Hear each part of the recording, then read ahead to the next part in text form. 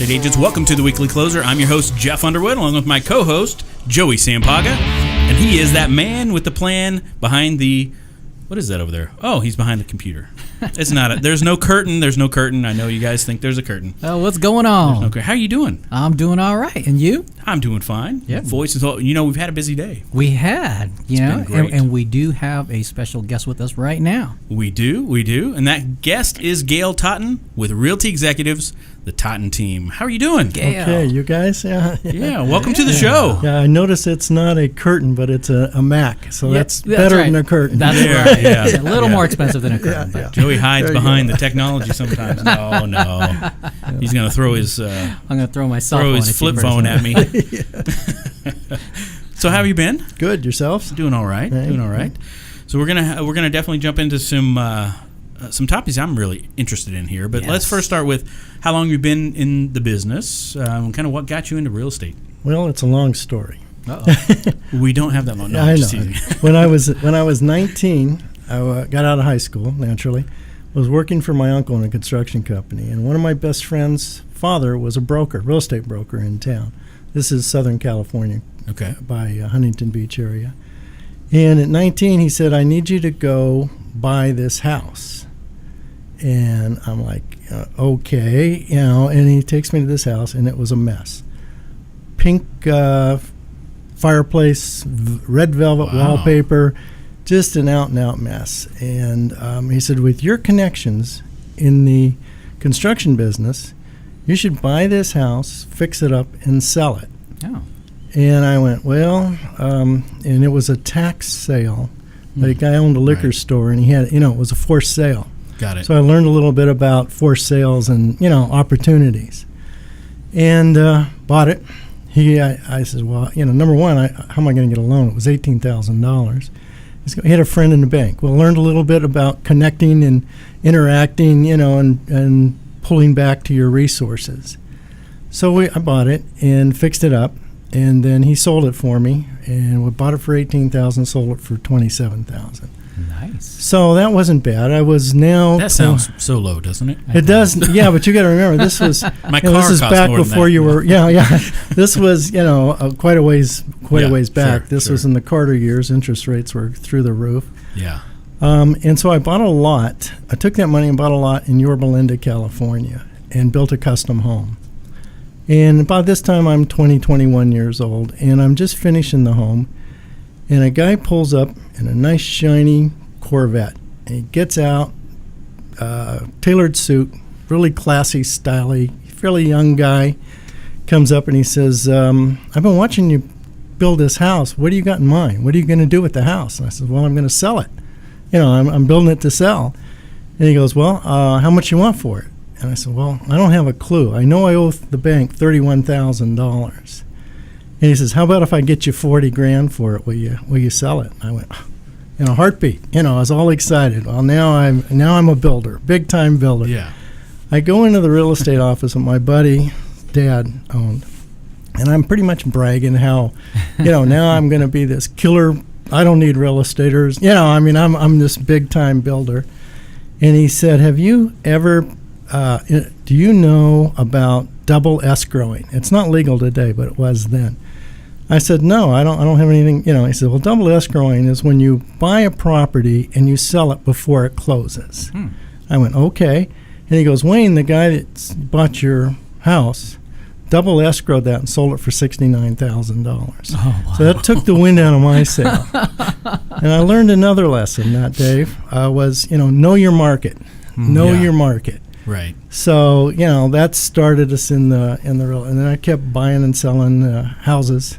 I would always deal with him, and my friend became an agent, and so I'd buy him and fix him up. Yeah. I did buy my uncle's construction company, and we would go around, and I didn't build any new ones from that point, in California. All But right. then we moved to Arizona, and I started building here. All right. So how long you been in Arizona now? Since 1980. I got Okay. a contract from an old high school buddy of mine, his father-in-law, to build a hotel. The freeway didn't go all the way through. I-10 stopped at 99th Avenue. And they came up with the idea to build a hotel and a restaurant right there for the truckers, and everything would stop and go on. So we came over, my new wife, brand new wife, we came over and fell in love with Arizona, sold the house, sold the business, had to get her mother to ride with her here because she didn't want anything to do with it, moving here. Oh, sure. But we moved here and just started building a house, started buying property and building buildings. And so now you and Nancy, right, are Nancy. with Realty Executives. The boss. Yep, the boss. I'm known around town as her assistant. When we go to because she's been in it. We were buying and selling properties through Realty Exec, through an agent at Realty Execs. And one day it dawned on me, I'm buying the lots, building the houses, and he's holding open house. I'm staging the houses, and he's holding open house in the house, and he's selling lots around us. This is an area called Carefree, Cave Creek, and he's selling the lots, and I'm doing the building. He's giving me the build-to-suits, but this is all, on our dime, basically, because we're building the house and marketing out of it. So I said to my wife one day, this is like 1990, I said to her, why don't you go get your license? I like Bill, but we're, this is ridiculous. We can market out of one of, like a model, and we can sell the lots ourselves and build the houses ourselves. Makes sense, right? Okay. And from that day forth, she became a multi-million-dollar producer in Realty Execs. She's got all these plaques and everything. Well, we moved from there to Desert Mountain. Desert Mountain opened up, and we built our first spec in '92 in Desert Mountain. And that, of course, that automatically puts you in the $1 million club when you start selling those. So what are you seeing today? What are the two of you doing today to stay busy? Well, we're pretty busy. I like listings. She likes buyers, but we do a lot of investment builds, a lot of investment. In 2007, you could start seeing the market tighten. We had a couple investment builds we were doing for clients. I'd just done a spec in Saguaro Forest, and we sold it. We did okay, and we had no idea that the market was just going to strip out. But I could see things starting to tighten up, and for some reason, I decided to go to get my real estate license to kind of help her in that. And I went and so I'm taking my exams and everything.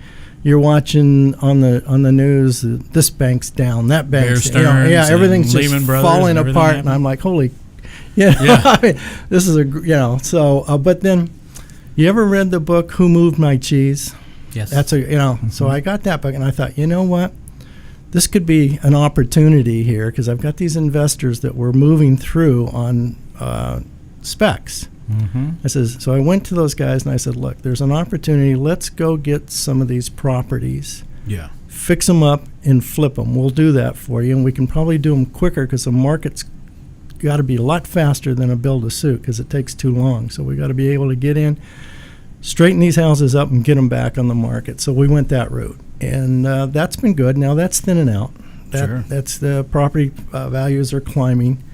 So it's time to move the cheese, and find another avenue. Sure. And we're seeing that. We're getting more and more now customs wanting to build, clients coming in. And so we're selling lots, and we're developing houses. And I don't know, sometime soon, maybe there'll be, maybe a spec. But what we're seeing in our area especially, and you see it a lot in PV, Paradise Valley, is there's a lot of old homes. And the old homes have the best sites. Yeah. So we'll package that old home and do a tear down. Maybe you go in, and buy, like in Paradise Valley, you go in and you might pay $800 to $1 million, tear the house down, and do a $3 or $4 million home, new market home, And that seems to be working. There seems to be an edge for that right now. Got it. Okay. So are the buyers for that type of property, right?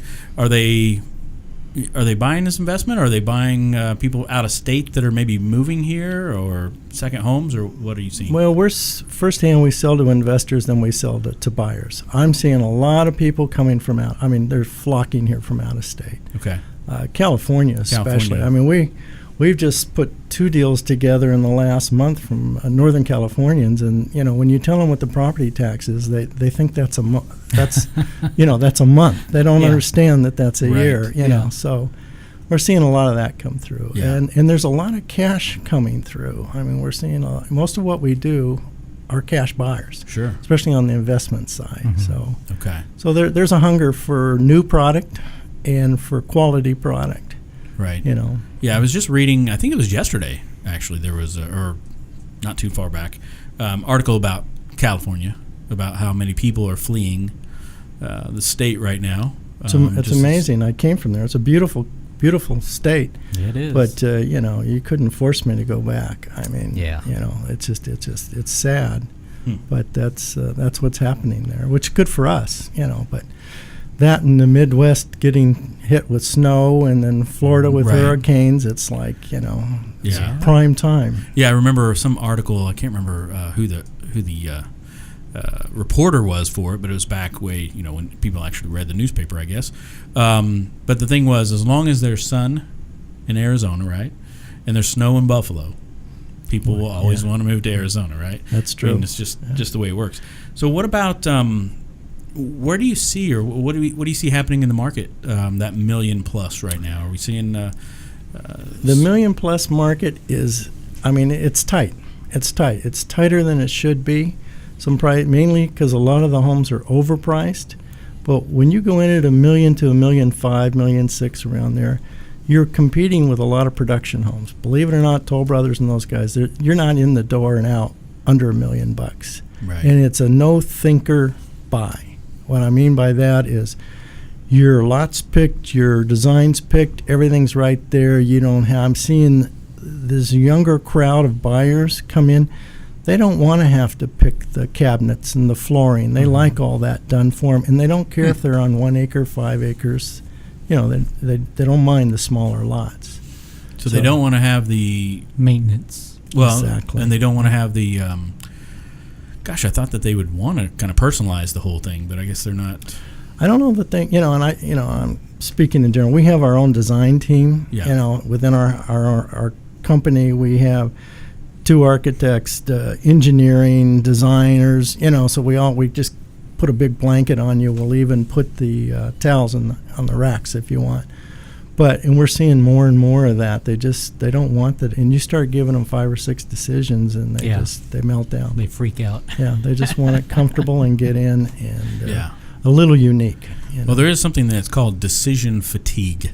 Apparently. Yes, yes. We had to make so many decisions, right? Yeah. That's why I have 5 T-shirts that I I don't want to have to make a decision. I've heard that's why a lot of very successful people, though, you see wear the same clothes. Well, maybe not the same exact clothes, but a similar look, right? Like Steve Jobs did all the time, right? Gary Keller does all the time. Mark Zuckerberg does all the time. And the reason is because they're so busy. They've got so many decisions. Anyway, that's part of the theory. Well, I think a lot of them like to label themselves. If you can set yourself apart. Yeah. You're taught that early on in sales. You got to do something that sets you apart. That's when you walk out of the room, somebody remembers you've been there. Yeah. What tips would you give? So if an agent were to come to you and say, gosh, business has slowed a bit, I mean, what would you or Nancy, you think at that point, tell them, hey, you need to go do this? Well, number one, show up. Show up. Show up for anything and everything. And don't be afraid of failure. Make that phone call. You're not any further back if you get hung up on. Hear that, Jeff? You you mainly show up and don't be afraid. Just get in there. You get your butt kicked once in a while. Failure is good. You learn. Yeah. And nobody really excels while they're excelling. You'll step back when you start to fail or you're failing, and you start putting your mind thoughts together and figure out how to get out of this. All right. So that's what I would.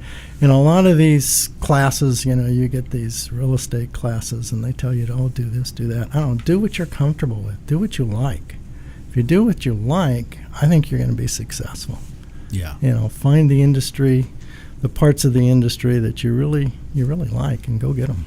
Yeah, that's a I 2 like for that. 1. Yeah. 2 for 1 advice. I like that a lot. Yes. So before we move to the next segment of the show to get in the ring, I just have to ask, so did you surf a lot? Yes. How do you know that? Why do you ask that? I'm just asking. California, you grew up in California, right? Yeah, it got me in a lot of trouble. Do you but miss I did the surf waves? A little bit. I don't miss the All right. crowds. If I want to surf, we'll go to Mexico. That down on the coast. But Yeah. All right. we got in a lot of trouble surfing. I started surfing when I was a kid in grammar school, junior high, and surfed pretty much all the way through school. Oh, that's awesome. Got it. All right. Well, I guess that's maybe for a different show. We Yes. get into some of that stuff. Are you ready to get in the ring? Sure. All right, let's do this. What's the best advice that anyone's ever given you? Show up. There you go. That works. I didn't coin that. No. I stole it. Yeah. Borrowed it. The best Yeah. ideas are taken from other people, right? How about your favorite mobile app? Do you have a favorite mobile Yeah, app? I have a mobile app. It's the Totten team on my phone. Oh, that would be it. okay. There. That's good. That's a good one. Any book recommendations you want to Who Moved My Cheese? That's I a would good highly idea. recommend. Yeah. And then you got the 7 Habits. Yep. Highly Yeah, effective. yeah. All right. And how about one productivity tool or software that you use on a regular basis or within the real estate? Buy a Mac. Buy a Mac. Yeah. Yeah. Okay. Yeah. Mac's the way to go, I think. Yeah. Right? Yeah, I agree. And then we have one more question. We'll have you draw out of here. This is beautiful. What is that, velvet? What did you want to be when you grow up? A cowboy. Oh, that was quick. Wanted to be a cowboy. Well, Yeah. we all when we were kids. A surfing cowboy. Yeah, well, that I had a lot of. Well, that was a great thing about Arizona, is you could be a cowboy. But no, I mean that's always what you think when you're a Yeah. kid. But Yeah. early on, from my late teens, I wanted to be in the real estate business. Yeah. That started out at 19. Wow. It hasn't changed. So you do what you All right. love, and so that's what we love. Yeah. The cowboy thing's kind of cool, though. Yeah. Yeah, I Oh, you bought look like a horses when we cowboy. were here. All right. First thing we did when we got here is I bought an acre, and the house the first house I built was on 2 acres, and I had horses, and I was into roping. I have a plastic knuckle in this hand right here Oh, for because roping. of that. Yeah, I Oh, got caught. wow. And then I had a buddy of mine say, well, if you're going to be into horses, get into Arabians, Ah. because you can ride them off. You can have all the tax deductions. So we started Tees Arabians. Wow. And we bought a colt from a guy that owned Cool News, I don't know, years ago, Channel 10, Cool News. And we had a breeder and started that whole nightmare of raising horses, Arabians and showing and everything. And then we had, as my wife would call them, we had babies, and they had to go to their parents in Kansas City because you couldn't split them up. So it was couldn't sell them, couldn't do anything but give them away. Got it. All right. Yeah. Well, thank you so much for coming in. And I guess a big shout out to Linda Waymeyer for bringing you in here to the studio. Yeah. Wasn't too bad, right? Wasn't bad at all. All right. Awesome. You guys were good to me. Thank you so much for being on. Thanks. All right, guys. Until next time, this is Jeff Underwood and Joey Sampaga. signing off. Have a great day. Adios. Bye-bye.